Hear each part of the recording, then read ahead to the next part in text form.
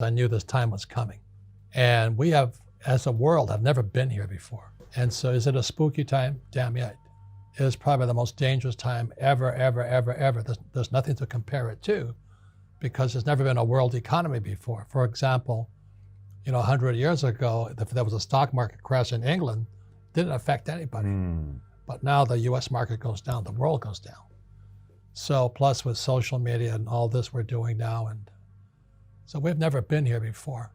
And I'm excited about it because I make more money in crashes than I do when they go up. So, but for the average person, they'll get wiped out. I'm afraid at the worst, I hope I'm wrong, but I think we're heading for a global depression.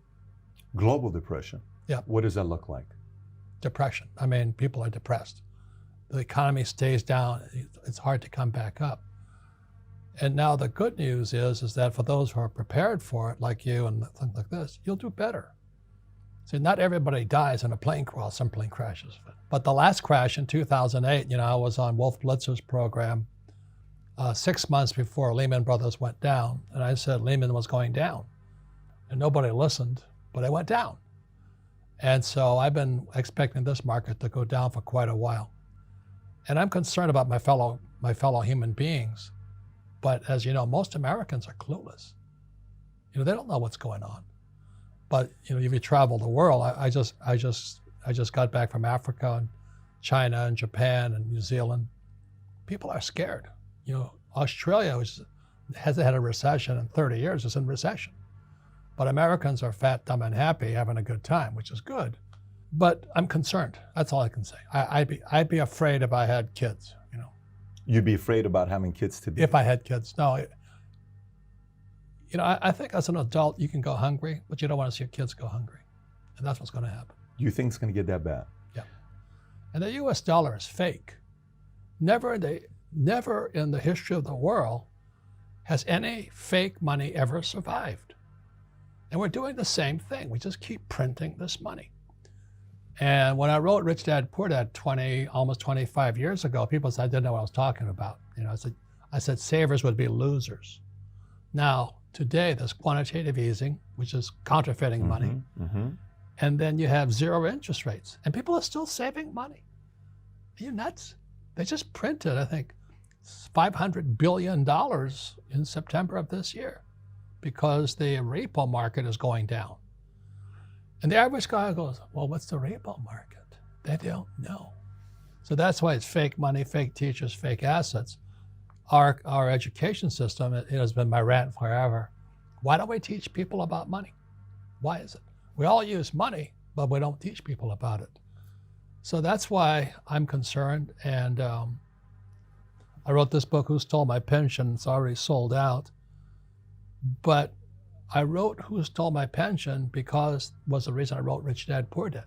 The two authors here, me and myself, Edward Siddell, we both had dads who lost everything.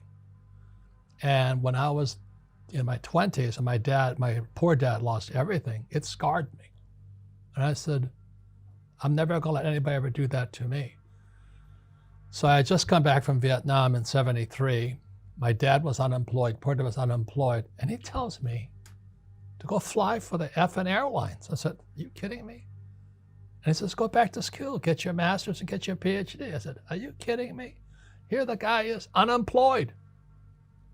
He's got no pension, he's got no paycheck, and he's telling me to go back to school. I said, what, learn nothing? And those guys who, my friends who flew for United Airlines, they're broke today. Their pensions were stolen. And Americans, I wonder how my 401k is doing. I'm going, gee, I'd be a little bit worried, but they don't know. Americans live in a fishbowl. Everybody sees in, but Americans can't see out. So like I travel the world constantly, and what I see going on in the world is disturbing. I was just in Argentina, and I took my kid brother there, and he came back a changed man. He says, you weren't kidding, were you? I said, no, I wasn't. My brother could not believe that what happens in Argentina is going to happen here. So the fear today, I think people are a little bit wiser, is because they do remember 2008, and they do remember 2000. So 2000, 2008, And here we are today. So I think most people are at least kind of tuned in. I hope it doesn't come down, but I'm afraid it will. But I want to say what you did was really, really smart, because the best time to start a business is right after a crash. I made more money after 2008 than ever in my whole entire life, because everybody was hiding like little cockroaches. Wow, you made more money after 2008 than your entire life. Yeah, so when, here I'm talking about the coming depression, everybody says, oh, you're such a pessimist, I go, no, I'm excited. I get sexually stimulated thinking about all the bargains that are going to be on the street. I mean, it's going to be bargains everywhere. But everybody else, oh, you're pessimistic. No, I'm actually optimistic. So anyway, so you're very smart. Just when I study business. Guys who start right after a crash do very well most of the time. 2008 was Wall Street. Toxic assets. Toxic assets. CDOs, MBSs. Yes. Derivatives. And so what is it today? Wall Street just looted the pensions. So this book, Who Stole My Pension? It's like I said, my co-author is an SEC attorney. And he got sick and tired of seeing all these bankers loot the pensions and get paid bonuses. And then the labor union guys who manage the funds get paid bonuses. And the guys who manage it get paid bonus. Meanwhile, the workers get screwed.